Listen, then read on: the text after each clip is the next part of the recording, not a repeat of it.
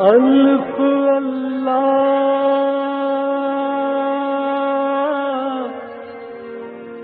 چمبے دی بوٹی میرے من وچ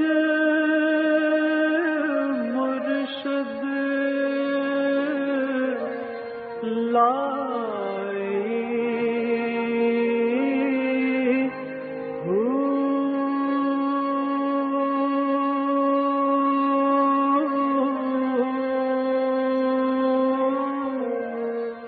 بسم اللہ الرحمن الرحیم۔ السلام علیکم، پروگرام المرشد اور میں ہوں منور عتیق۔ ناظرین محترم، جیسا کہ آپ جانتے ہیں کہ اس پروگرام میں ہم آپ کے سوالات سے عمل کرتے ہیں اور اس پر رہنمائی لیتے ہیں۔ رہنمائی کے لیے ہمارے ساتھ موجود ہوتے ہیں حضرت امیر محمد اکرم اوان صاحب، جو مترجم قرآن ہے، مفسر قرآن ہے، مفکر قرآن ہے اور سلسلہ اویسیہ نقشبندیہ اویسیہ کے شیخ ہیں۔ ہماری خوش قسمتی ہے کہ ہم اتنی بڑی شخصیت کے ساتھ یہ پروگرام آپ کی خدمت میں پیش کر رہے ہیں، اور اس میں جو آپ کے سوالات ہوتے ہیں وہ یقیناً ہمارے لیے اس میں اتنا کچھ ہوتا ہے کہ جس میں نہ صرف دوسرے ویورز کو اس سے اصلاح ملتی ہے بلکہ ہمارے اپنے لیے بھی، کیونکہ ہمارے جو ویورز ہیں وہ مجھے لگتا ہے کہ وہ خود بھی، جیسا حضرت صاحب فرماتے ہیں کہ صوفی ہیں، اتنے خوبصورت سوالات آتے ہیں کہ اس میں مزہ آتا ہے۔ حضرت صاحب بہت شکریہ، آپ نے ہمیں وقت دیا۔ حضرت صاحب بے شمار ایس ایم ایس اور بے شمار ای میلز آتی ہیں، اور ان میں کچھ ایسے لوگ ہیں کہ جو دیوانہ وار آپ سے محبت کرتے ہیں۔ اب میں اتنی لمبی تفصیل ہے کہ وہ سب میں اگر جاؤں گا تو پھر وہ پروگرام کا وقت اپنے اختتام کو پہنچ جائے گا۔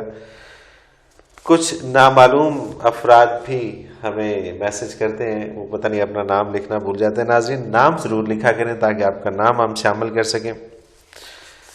حضرت صاحب آج کا جو پہلا سوال ہے یہ وحیدہ شاہ ہیں راول پنڈی سے۔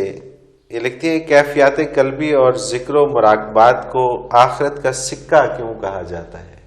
یہ دنیا جو ہے یہ ایک بازار ہے۔ ہمارے پاس عمر کی نقدی ہے۔ سبحان اللہ۔ ہم یہاں سے اپنے لیے چیزیں خرید رہے ہیں جن کے ساتھ ہمیں ہمیشہ رہنا ہے۔ اگر ذکر و اذکار اور توجہ الی اللہ اور دل روشن نصیب نہ ہو تو ہمیں جو چیزیں ہم خریدتے ہیں ان کی بھلائی برائی کا پتہ نہیں چلتا۔ صحیح۔ خوبصورت تو سانپ بھی ہوتا ہے، ہم خوبصورت سمجھ کر سانپ خرید لیں۔ اب اس کے لیے ہمیں ایک شعور چاہیے کہ یہ سانپ ہے، یہ ڈسے گا، یہ جاننا چاہیے۔ ہم ایک چیز خریدتے ہیں، بظاہر وہ ایک عام سا گولا لگتا ہے، جب آپ اسے ٹیسٹ کرتے ہیں تو بہت اچھی مٹھائی ہے، اور صحت کے لیے بھی ٹھیک ہے، بھوک بھی مٹاتی ہے، لذت بھی دیتی ہے۔ آپ ایک لباس خریدتے ہیں، وہ ایسا ہے کہ ہمارے ہاں ایک لڑکے نے ایک قمیض پہنی ہوئی تھی، اس نے سگریٹ سلگایا تو وہ ماچس گری اس کی قمیض پر، قمیض کو آگ لگ گئی، وہ خود بھی ساتھ جل گیا، پھر بڑا عرصہ اسپتال رہا۔ کپڑا اس قسم کا تھا کہ اسے یہ پتہ ہی نہیں تھا، وہ ذرا سی ٹچ ہوئی تو ایک شعلہ بن گیا اس کے بدلے۔ اگر اسے یہ ادراک ہوتا کہ یہ قمیض مجھے جلا دے گی، وہ خریدتا؟ سوال ہی پیدا نہیں ہوتا۔ یہ تصوف یا ذکر قلبی یا یہ چیزیں یہ شعور دیتی ہیں کہ وہ قمیض، اگر وہ صوفی ہوتا تو وہ قمیض نہ خریدتا۔ سبحان اللہ، سبحان اللہ۔ تو اس سے جو چیزیں ہم خرید لیں ان چیزوں نے ہمیشہ ہمارے ساتھ رہنا ہے۔ صحیح۔ تو دنیا کا سکہ تو دنیا کی چیز خرید کے دیتا ہے جس کا لذت یا جس کی تکلیف وقتی اور لمحاتی ہوتی ہے، اس سے زیادہ سے زیادہ صحت خراب ہو گئی، معدہ خراب ہو گیا، 2 دن میں ٹھیک ہو گیا، یا پیسے خرچ ہو گئے، اللہ نے پھر دے دی، اگلے مہینے پھر آ گئے۔ جو چیزوں کا اثر آخرت پر ہے وہ تو نہیں نہ بدلتا۔ بے شک، بے شک۔ ایک شخص نے زہریلی شراب پی مر گیا، یہ سزا تو دنیا کی تھی۔ لیکن شراب پینے کی سزا تو موقوف نہیں، آخرت میں تو باز پرس ہو۔ تو یہ تصوف آخرت کا سکہ اس لیے ہے کہ یہ وہ شعور دے دیتا ہے کہ ہم زندگی میں اعمال اس طرح سے کریں جن کا فائدہ یہاں بھی ہو اور آخرت میں بھی ہو، اور اگر دل اس طرف نہ ہو تو پھر محض دنیا کی طرف ہوگا تو محض دنیا کی لذتیں دیکھ کر چیزیں خریدے گا، اس لیے یہ آخرت کا سکہ۔ بے شک، اور یہ دنیا ایک بازار ہے اور ہم اس میں خریدار ہیں، عمر ہمارے پاس ہے، ہر عمر جو ہے خرچ ہو رہی ہے، یہ ہمارا سرمایہ ہے، یہ ہمارا سرمایہ ہے، یہ ہم خرچ کر رہے ہیں، اور چیزیں جو کردار ہے ہمارا وہ ہم بازار سے چیزیں خرید رہے ہیں، اور یہ خریداری ہماری آخرت کے لیے، آخرت کے لیے کہ وہاں پر یہ ہمیں کام آئے گی۔ اب دیکھیے نا، یہ اتنی چھوٹی چھوٹی سی باتیں ہیں کہ جس کا اثر بہت زیادہ ہوتا ہے الحمدللہ، اور یہ عام آدمی کو جاننا چاہیے، عام آدمی کو یہ جاننا چاہیے کہ ہمیں ایس ایم ایس آتے ہیں بہت سارے، جو آؤٹ پٹ آنگے ایس ایم ایس لوگ آج کل چلا دیتے ہیں، فارورڈ کر دیتے ہیں، ساری باتیں تصوف سے تعلق رکھتی ہیں۔ اور حضرت رحمۃ اللہ علیہ پر ایک سوال ہوا تھا کہ تصوف تو چھپانے کی چیز ہے اور علماء کہتے ہیں اسے چھپایا جائے تو یہ لوگوں کو ظاہر کیوں کی جائے؟ تو انہوں نے فرمایا دیکھو، اگر یہ دین ہے تو دین کا اظہار واجب ہے، دین چھپانا نہیں چاہیے، اور اگر یہ دین نہیں ہے تو ہم اس کو چھوڑ کیوں نہ دیں، ہم یہ مصیبت گلے کیوں ڈالیں؟ اللہ اکبر، بے شک، جو چیز دین نہیں ہے اسے اختیار کیوں کیا جائے، اور جو دین ہے وہ صرف آپ کے لیے نہیں، ساری امت کے لیے، اس کو چھپانا۔ اچھا، یہ بھی دیکھیے کتنی عجیب سی بات ہے کہ عام فہم میں یہ کہا جاتا ہے کہ نہیں، یہ واقعی چھپانے کی چیز ہے اور اس کو عام لوگوں کے اوپر آشکار کرنا مناسب نہیں ہے۔ چھپانے کی چیز کیفیات ہوتی ہیں، وہ آپ کا اور اللہ کا معاملہ ہے۔ صحیح، آپ کو کچھ سمجھ آتی ہے، نظر آتی ہے، آپ آخرت کو کس نظر، ایسے بندے بھی اللہ کے ہیں، جس طرح ہمیں دنیا نظر آتی ہے انہیں دنیا کے ساتھ ساتھ آخرت بھی نظر آتی ہے۔ اچھا، یعنی وہ کام جب کر رہے ہوتے ہیں تو وہ یہ سمجھ رہے ہوتے ہیں کہ اس کا اثر دنیا میں یہ ہوگا، آخرت میں یہ ہوگا، ان کے سامنے دنیا و آخرت اکٹھی چلتی ہے۔ اور یہ شاید یہی وہ کیفیات قلبی اور ذکر و مراقبات ہیں، لیکن ان کیفیات کا ہر بندے کو بتانا ضروری نہیں ہے، صحیح، ان کا چھپانا چاہیے۔ صوفی کا اور اس کے رب کا معاملہ ہے۔ نفس تصوف اصلاح کے لیے ضروری ہے، ہر بندے کے لیے اس کی ضرورت ہے، اس کو چھپانا کیوں؟ اور اس کو اگر یہ جو مشاہدات ہیں یا جو چیزیں نظر آتی ہیں، اس کو بتانے سے یہ بھی شاید شائبہ گزرتا ہوگی، اگر اس کو بتا دیا جائے تو پھر ایسا نہ ہو کہ لوگ جو ہیں وہ دوسری طرف چل رہے ہیں، اپنے میں بھی تکبر پیدا شروع ہو جائے، خطرہ ہوتا ہے کہ اپنے میں بھی تکبر پیدا ہو جائے۔ اچھا، جس نے دیکھ لیا سب اپنی آنکھوں سے وہ بھی متکبر ہو انسان تا دم آخر امتحان میں ہے، دنیا اس کے دل و دماغ پہ چھائی ہوتی ہے، آخرت کا سارا مدار اس کے اس یقین پر ہے کہ اللہ کے نبی پر اور اللہ کی کتاب پر اسے کتنا یقین ہے۔ ایک بات آپ دوسرے پر یقین کر کے سمجھتے ہیں، ایک خود دیکھ رہے ہیں، جو خود دیکھ رہے ہیں وہ مضبوط ہوتی ہے۔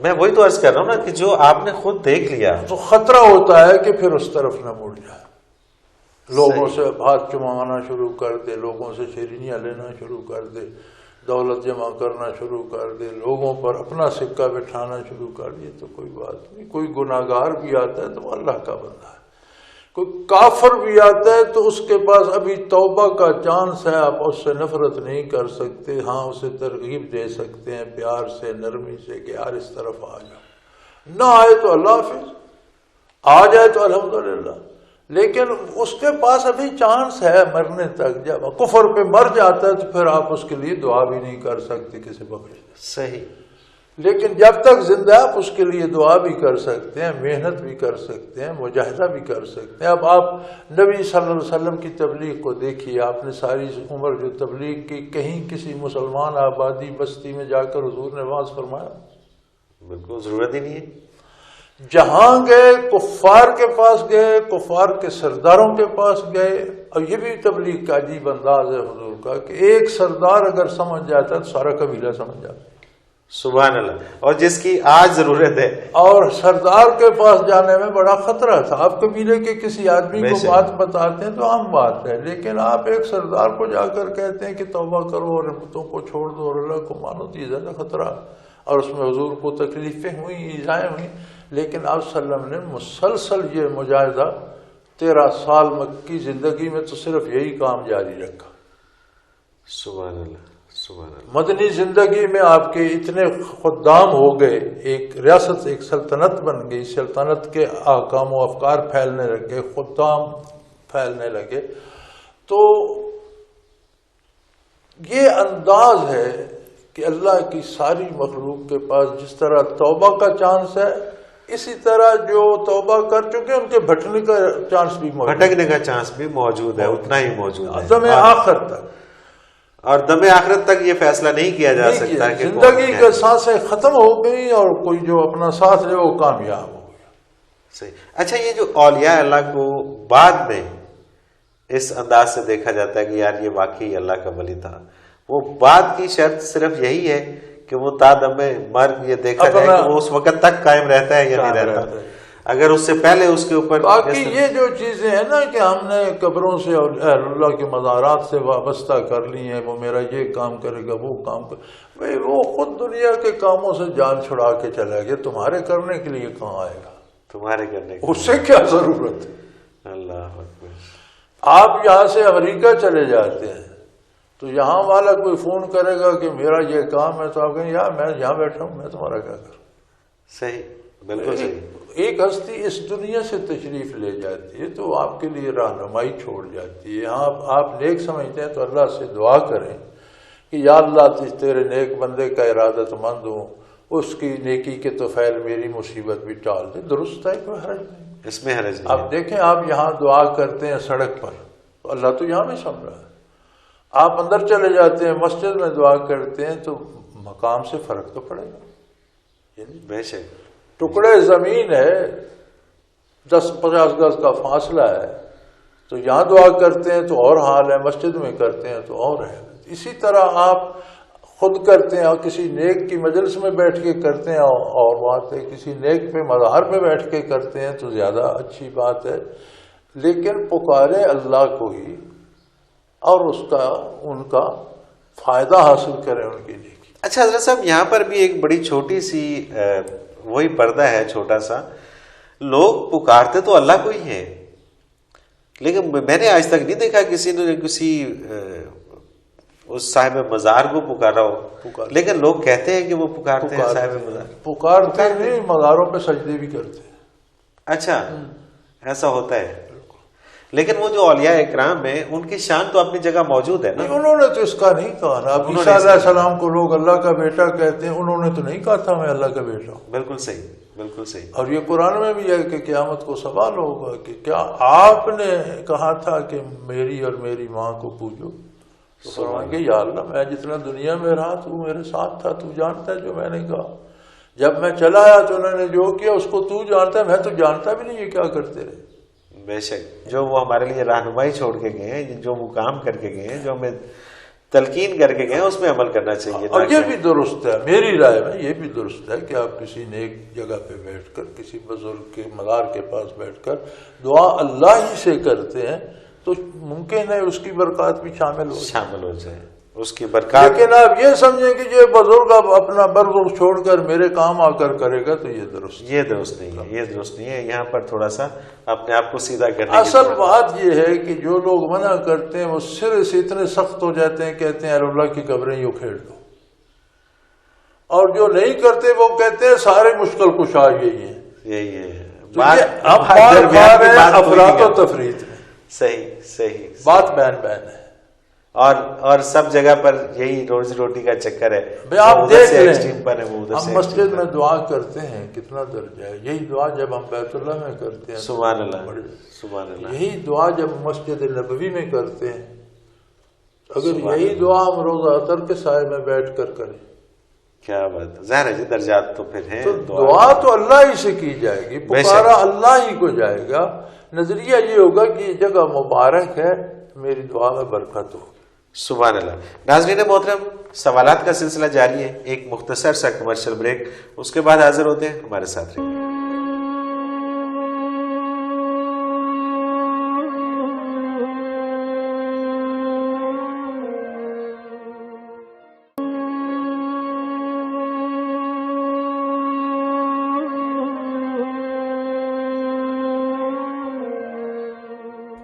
پروگرام میں ایک بار پھر خوش آمدید ناظرین. آپ کے سوالات اور رہنمائی کے لیے ہمارے ساتھ موجود ہیں حضرت امیر محمد اکرم اوان صاحب. سلسلہ نقشبندیہ اویسیہ کے شیخ ہیں، مترجم قرآن ہیں، مفکر قرآن ہیں. حضرت صاحب، ایک اور سوال محمد شفیع حیدرآباد سے کرتے ہیں. شرح صدر سے کیا مراد ہے؟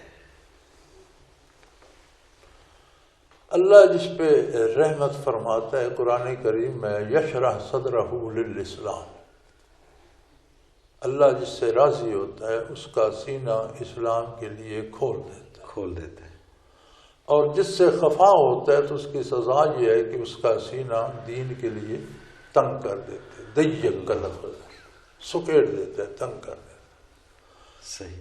تو یہ من جانب اللہ ایک انعام ہے کہ سینہ کھل جانے سے مراد یہ ہے کہ اس سینے کو ادراک ہونے لگے، وہ چیزیں سمجھ آنے لگیں جو اللہ کی پسندیدہ ہیں اور اللہ کو جو پسند ہیں وہ چیزیں سمجھ آنے لگیں، دین کی سمجھ آنی شروع ہو جائے، آخرت پر یقین محکم ہو جائے، جس کے نتیجے میں کردار سدھر جائے. تو یہ شرح صدر ہے، یعنی دین کی باتیں سمجھ آنے لگیں. دین کی باتیں جب سمجھ آنے لگے، اللہ تعالیٰ جب دل کو سمجھ آنے لگے، دماغ تو اور سینہ روشن، دماغ تو کان تو سنتے رہتے ہیں، دماغ تو یاد کرتا رہتا ہے. اب کتنے اللہ معاف کرے صاحب علم اور علماء بھی ہوتے ہیں، ان سے بھی غلطیاں ہو جاتی ہیں، حالانکہ وہ سارا علم جانتے ہوتے ہیں. اپنے علم کو دنیا سمیٹنے کا ذریعہ بنا لیتے ہیں، حالانکہ وہ جانتے ہیں یہ علم تو آخرت کے لیے تھا، سکہ تو آخرت کا تھا، میں نے کس مارکیٹ میں خرچ کر دیا، اللہ کہاں کا مال تھا، میں نے کہاں لٹا دیا. اور قرآن کریم بھی مذمت کرتا ہے کہ میری آیات کو بیچ کر جو دولت جمع کرتے ہیں بڑا ظلم کرتے ہیں. دین کو بیچ کر دولت حاصل کرتے ہیں، کمال بات.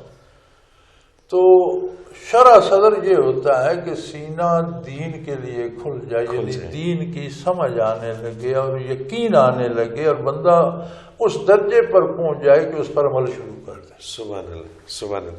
ناظرین محترم، آپ بھی اگر اس پروگرام میں شامل ہونا چاہتے ہیں، اگر آپ بھی ہمیں کوئی اپنا سوال بھیجنا چاہتے ہیں تو ہمارا ایک نمبر بار بار اسکرین کے اوپر ابھر رہا ہے، یہ نمبر نوٹ فرما لیجئے اور اس پہ ہمیں SMS آپ کر سکتے ہیں 033349555021. اس پہ آپ ہمیں SMS کر سکتے ہیں. اور اس کے ساتھ ہی ایک اور ہمارا ای میل ایڈریس اسکرین کے اوپر ابھر رہا ہے، وہ بھی نوٹ کر لیجیے، almurshid313@hotmail.com. آپ اس پر بھی ہمیں اپنے سوالات بھیج سکتے ہیں ای میل کے ذریعے. حضرت صاحب، اگلا سوال ایک اور شامل کروں گا اور اس کے بعد کچھ SMS ہیں وہ پڑھوں گا. قرآن کریم کا تصور حیات کیا ہے؟ محمد شفیع حیدرآباد سے پوچھ رہے ہیں. قرآن کریم کا تصور حیات یہ ہے کہ انسان مخلوق ہے، پیدا تو ہوا، اس کا خمیر آب و گل سے ہے، مادے سے، اور مادہ فانی ہے، لیکن اس میں روح عالم امر کی ہے. قل الروح من امر ربی. یہ دو امر ہیں، دو عالم ہیں، ایک عالم خلق ہے، ایک عالم امر ہے. عالم خلق سارا فانی ہے، تباہ ہو جائے گا، ختم ہو جائے گا، بدلا جائے گا، تبدیلیاں آئیں گی، لیکن عالم امر صفات الہی ہیں، ان میں فنا نہیں. صحیح. امر صفت ہے اللہ کی، عالم امر پر تو ہے صفات الہی کا، اس میں فنا. اب روح عالم امر سے ہے، وہاں سے کیسے بنی، کس طرح بنی، اللہ کریم فرماتا ہے کہ یہ تم نہیں سمجھ سکتے، بس اتنا تمہارے لیے کافی ہے. قل الروح من امر ربی وما اوتیتم من العلم الا قلیلا. تمہارے پاس اتنا علم نہیں ہے کہ تم عالم امر کے بھید جان سکو، تمہارے لیے یہ کافی ہے کہ روح عالم امر. اب عالم امر کی چیز کو بہت نہیں ہے، تو اللہ کریم نے انتہائی نیچے کی چیز کو انتہائی نازک اور بلندی کی چیز کے ساتھ جوڑ دیا. سبحان اللہ.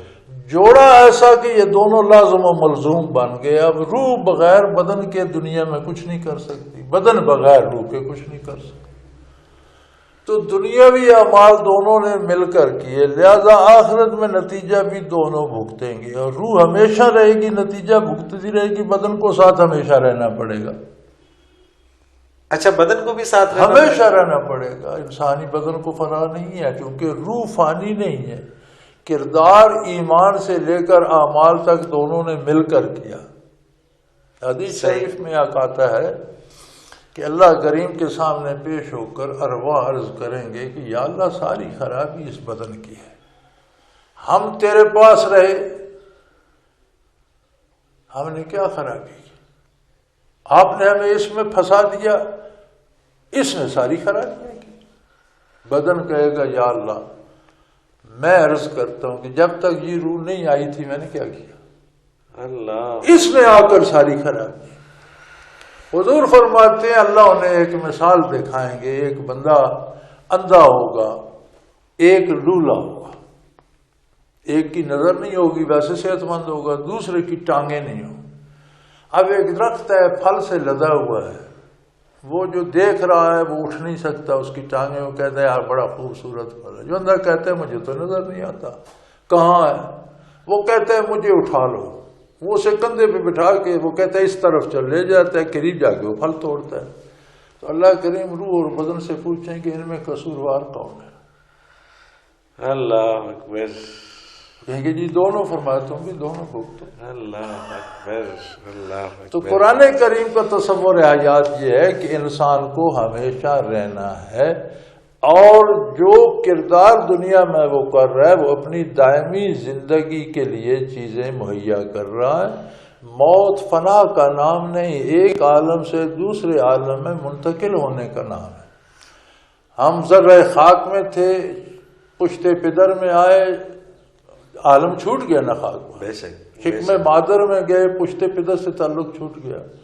شکم مادر سے دنیا میں آئے تو شکم مادر سے تعلق نہ رہا. دنیا میں برزخ سے، دنیا سے برزخ میں چلے گئے تو اسی طرح جیسے پیچھے سے آ رہے ہیں آگے منتقل ہو گئے. فنا نہیں ہے. اللہ اکبر، سبحان اللہ. تو یہ ہے قرآن کا تصور حیات کہ آپ کو یہاں سے منتقل ہو کر آگے جانا ہے، وہاں ہمیشہ رہنا ہے. فرق یہ ہے کہ پشت پدر میں، شکم مادر میں آپ پر کوئی ذمہ داری نہیں تھی. جب دنیا میں آئے آپ مکلف ہو گئے، اللہ نے آپ کو ہوش دیا، پھر اپنے نبی مبعوث فرمائے، اپنی کتابیں بھیجی، آپ کی رہنمائی، اختیار آپ کو دیا، رہنمائی مکمل کی. اب اگر وہ رہنمائی نہیں لیتے تو آپ نے جرم کیا. پھر جب برزخ میں جائیں گے تو عالم اس عمل کے نتائج بھگتنا پڑ جائیں گے آخرت. حضرت صاحب ایک اور سوال ہے، یہ قدسیاں ہیں، قدسیاں یہ کہتی ہیں کہ جی آنکھوں میں اگر لینس لگائے ہوں اور اس کے بعد وضو کیا جائے تو وضو ہو جاتا ہے؟ لینس کا کوئی حرج نہیں ہے. کوئی حرج نہیں ہے، یعنی کہ لینس کیونکہ آنکھوں کو اندر سے دھونا شرط نہیں ہے. ٹھیک ہے. جب آپ وضو کرتے ہیں، منہ دھوتے ہیں تو آنکھ بند کر لیتے ہیں. صحیح صحیح. لینس آنکھ کے اندر ہوتے ہیں. اس میں فرق آتا ہے اس آپ کی نیل پالش سے. اچھا، نیل پالش وہ ٹھیک نہیں ہے. نیل پالش آپ جب وضو کریں گے تو ریموور سے ریموو کر کے وضو کریں گے، کیونکہ ناخن کا گیلا کرنا دھونا شرط ہے. صحیح صحیح. آپ نیل پالش ریموو کر لیں، وضو کر کے پھر لگا لیں. تو نہ اتنی دفعہ کوئی ریموو کرے گا نہ کوئی لگائے گا. اس سے بہتر ہے کہ نہ ہی لگائے. اچھا، مہندی لگائی جا سکتی؟ مہندی جو ہے، مہندی سے تو گیلا ہو جاتا ہے نا، ناخن مہندی لگی ہو تو رنگ ہوتا ہے، اوپر کو کور نہیں ہوتا. صحیح صحیح. تو بچیاں آٹا گوندتی ہیں تو اگر آٹے کا ریزہ جہاں ناخن اور گوشت کے ساتھ چمٹا رہ جائے تو اس کے نیچے جگہ سوکھی رہ جائے، وضو نہیں ہوگا. صحیح صحیح. تو نیل پالش تو ایک کور ہے نا. جی ہاں، وہ تو اس کے اوپر لیٹ ناخن گیلا نہیں ہوتا تو وضو ٹھیک نہیں ہوتا. وضو نہیں ہوتا. تو آپ ریموور ہے آج کل تو ریموو کر لیں، وضو کر کے پھر لگا لیں. لیکن آنکھ کے اندر جو لینز ہے اسے دھونے کی، کیونکہ اندر سے آنکھ دھونا شرط ہی نہیں ہے. جب ہم منہ دھوتے ہیں تو آنکھیں بند کر کے دھوتے ہیں. بالکل صحیح. تو لینز آنکھ کے اندر ہوتا ہے، وہ لگا رہے اس کا فرض. جی قدسیہ صاحبہ، اگر لینس کا معاملہ ہے تو لینس آپ لگا سکتے ہیں، لینس سے وضو ہو جاتا ہے. لیکن اگر کہیں معاملہ ہے نیل پالش کا تو پھر نیل پالش سے وضو نہیں ہوتا. حضرت صاحب ایک اور سوال شامل کرتے ہیں اس میں. شاہد خاقان ہے راولپنڈی سے، یہ لکھتے ہیں کہ جی وہ کون سی برائی ہے جو شیخ کی توجہ کا راستہ بھی روک دیتی ہے؟ خلوص کا چلا جانا. صحیح. یعنی کہ اگر انسان کے اندر خلوص باقی نہ رہے، باقی نہ رہے تو توجہ پھر اسے منقطع ہو جائے. کچھ نہیں ملتا. پھر اسے گناہ جو ہے اس کی توبہ ہے. صحیح. غلطی ہو جائے اس کی توبہ ہے، رجوع ہے. خلوص چلا جائے تو فیض منقطع ہو جائے. صحیح، بالکل صحیح. یعنی کہ اس میں جو لینے والا ہے اس کے اندر خلوص کا ہونا بہت ضروری ہے، بنیاد شرط ہے. بنیاد. اگر خلوص نہیں ہے تو پھر وہ جو مرضی کر لے. جن کو خلوص نہیں تھا وہ نبی کریم سے کچھ نہ لے سکے، اور قرآن نے انہیں منافق. سبحان اللہ، سبحان اللہ. دیکھو کلمہ بھی پڑھتے تھے، نمازیں حضور کے ساتھ پڑھتے تھے، مدینہ منورہ میں رہتے تھے، خلوص نہیں تھا. قرآن نے کہا یہ منافق ہے، کچھ نہ لے سکے، بے شک. جہنم کا ایندھن بن گئے. یعنی کہ صرف واحد ایک چیز ہے خلوص، کہ اگر خلوص باقی ہے تو پھر تو سب کچھ گنجائش ہے. پھر گنجائش ہے. غلطی ہو پھر جائے پلٹ سکتا ہے توبہ انسان. کی گنجائش ہے. خلوص چلا جائے پھر آپ نیکی بھی کریں تو وہ منافقت ہے. سبحان اللہ. پھر دکھاوے کو کریں گا نا. بالکل. اور جب خلوص ہی نہیں ہے، جب آپ لینا ہی نہیں چاہتے کچھ، خلوص ہی نہیں ہے تو پھر وہ جو نیکی کریں گے وہ بھی دکھاوے کی ہوگی، اس سے بھی کچھ حاصل نہیں ہوگا. بے شک. جی صاحب ایک اور سوال ہے، رفاقت الوی ہے راولپنڈی سے. تصوف میں ایک عام اصطلاح ہے توجہ، اس سے کیا مراد ہے؟ شیخ جب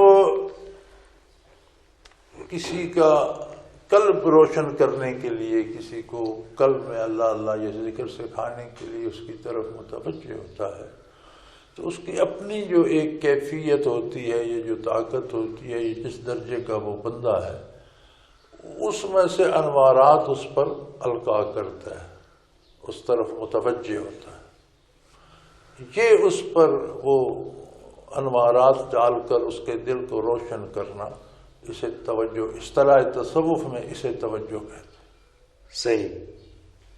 اور ظاہری دنیا میں بھی، عام اصلاح میں بھی، آپ کسی کام کی طرف دھیان دیتے ہیں تو توجہ کہا جاتا ہے کہ ان کی توجہ اس کام کی طرف ہے. بالکل صحیح. اصطلاح تصوف میں توجہ یہ ہے کہ شیخ جب اپنے منازل سے انوارات منتقل کرتا ہے یا القاء کرتا ہے طالب کے قلب پر، اسے اصطلاح تصوف میں توجہ کہتے ہیں. اور یہ توجہ کے بغیر کچھ حاصل نہیں ہوتا، یہ توجہ بہت ضروری ہے. اور شیخ کی توجہ کے بغیر. میں پرائمری میں چوتھی پانچویں میں پڑھتا تھا تو ہمارے ایک استاد ہوا کرتے تھے، ملک محمد نواز، اللہ پاک ان کو غریق رحمت کرے، بہت نیک آدمی تھے. اس وقت استاد کلا باندھا کرتے تھے، سفید پگڑی اور چملا، اور وہ بڑا اچھا سلوار قمیض پر ہمیشہ ہر استاد نے باندھا ہوا، اللہ ماشاء اللہ اکثر نے وہ باندھا ہوا. تو ایک دن وہ مجھ سے کہنے لگے کہ میں فلاں بزرگ کے پاس پیش ہوا تھا، ملاقات ہوئی تھی، اور انہوں نے کہا کہ تمہارا مزاج بہت اچھا ہے، طبیعت بہت اچھی ہے، لیکن توجہ کی ضرورت ہے. اب اس بات کو برسوں گزر چکے تھے تو میں اگرچہ ان کا شاگرد تھا لیکن مجھ سے ان کی بات رہتی تھی. تو تفریح کا ٹائم تھا، شاید ریسس کا، تو اکیلے بیٹھے تھے تو میں پاس چلا گیا تو کہنے لگے مجھے یہ سمجھ نہیں آئی وہ توجہ کیا ہے، میں کہاں سے لوں. کیا بات. تو ظاہر ہے میں خود پرائمری میں پڑھتا تھا، مجھے کیا پتا تھا. تو ان کا ارشاد صحیح تھا کہ کچھ دن میرے ساتھ رہو، یہ حاصل کرو تو جب توجہ ملے تو تمہارا مزاج بہت اچھا ہے، تم جلدی حاصل کر لو. سبحان اللہ. لیکن وہ اس میں پریشان تھے کہ وہ اب توجہ کیا ہوتی ہے، میں کہاں سے لوں. کیا بات، کیا بات، کیا بات. حضرت صاحب پروگرام اپنے اختتام کو پہنچ رہے ہیں. میں چاہوں گا کہ 2-3 لوگوں کے جو میسج آئے ہیں اس حوالے سے وہ پڑھ دوں. زریاب ریاض ہیں اوکاڑا سے، یہ لکھتے ہیں کہ آپ نے جمعے کو جو مولانا، یہ چینل 5 کے لیے آئے ہیں جی، کہ آپ نے جمعے کو جو مولانا محمد اکرم عوان صاحب کا پروگرام شروع کیا ہے وہ ہمیں بہت پسند ہے. چینل 5 کی بہت اچھی کوشش ہے، اس طرح بہت لوگوں کی اصلاح ہوتی ہے. بہت شکریہ جی زریاب ریاض صاحب، اور ہماری کوشش ہے کہ ہم اس پروگرام کو جاری رکھیں، اور اس میں کوئی شک نہیں ہے کہ اس میں بہت سارے لوگوں کی اصلاح ہوتی ہے. کچھ نامعلوم لوگوں نے اپنا نام نہیں لکھا جی انہوں نے، اور پتہ نہیں کہاں سے انہوں نے لکھا، لیکن وہ SMS ہمارے ساتھ ہمیں موصول ہے. ہم چینل 5 کے بےحد مشکور ہیں. مولانا اکرم عوان صاحب کا آج کا پروگرام دیکھ کر ایمان تازہ ہو گیا. ایک اور صاحب ہیں وہ لکھتے ہیں کہ جی میں آپ کا پروگرام بہت شوق سے دیکھتا ہوں، اور آپ سے درخواست ہے کہ اس پروگرام کو جاری رکھیں. انشاءاللہ جی پوری کوشش کریں گے جاری رکھیں. آپ کا پروگرام المرشد بہت اچھا ہے. حضرت امیر محمد اکرم عوان صاحب کی گفتگو سن کر دل کو سکون ملتا ہے، اس میں کوئی شک نہیں ہے، اور یہ ہماری خوش قسمتی ہے کہ حضرت صاحب ہمارے ساتھ موجود ہوتے ہیں. حضرت صاحب ایک آخری سوال محمد سعید ہیں ٹوبا ٹیک سنگھ سے، یہ پروگرام کی تعریف یہ بھی کرتے ہیں، اور یہ لکھتے ہیں کہ جی نماز بھی پڑھتا ہوں اور ذکر بھی کرتا ہوں مگر دل بے چین رہتا ہے. اچھی بات ہے، الحمدللہ. اللہ کریم آپ کی نماز قبول فرمائے، اللہ آپ کا ذکر بھی قبول فرمائے. لیکن کبھی خود غور فرمائیے کہ جب ذکر کرتے ہیں تو کیا توجہ ذکر کی طرف ہوتی ہے یا افکار دنیا میں ہوتے ہیں؟ صحیح. اگر توجہ دنیاوی امور کی طرف ہوگی تو ذکر تو نہ ہوگا، وہ تو ایک پریکٹس ہوگی، ورزش ایکسرسائز ہوگی. آپ کے پھیپھڑوں کو صحت ملے گی، آپ کے وجود میں توانائی آئے گی، پٹھے مضبوط ہوں گے. دل تو تب سکون پکڑے گا جب پوری توجہ ذکر میں ہو. ذکر میں توجہ ہوگی تو پھر دل سکون پکڑے گا. یہ تجزیہ آپ خود کر لیجیے، آپ خود یہ تجزیہ کہ آپ ذکر کہاں کر رہے ہوتے ہیں، توجہ کہاں. اور جیسا کہ حضرت صاحب نے فرمایا ہے کہ توجہ بہت ضروری ہوتی ہے. اگر آپ کسی شیخ کے پاس یا کسی ایسے شخص کے پاس جائیں کہ جو توجہ کرے تو پھر یہ سکون بھی حاصل ہو سکتا ہے. ناظرین محترم، اس کے ساتھ ہی آج کا پروگرام اپنے اختتام کو پہنچا. حضرت صاحب آپ کا بہت شکریہ، آپ نے ہمیں وقت دیا. انشاءاللہ تعالی اگلے پروگرام میں پھر حاضر ہوں گے آپ کے سوالات کے ساتھ. تب تک کے لیے منورتی کو اجازت دیجیے. اللہ حافظ.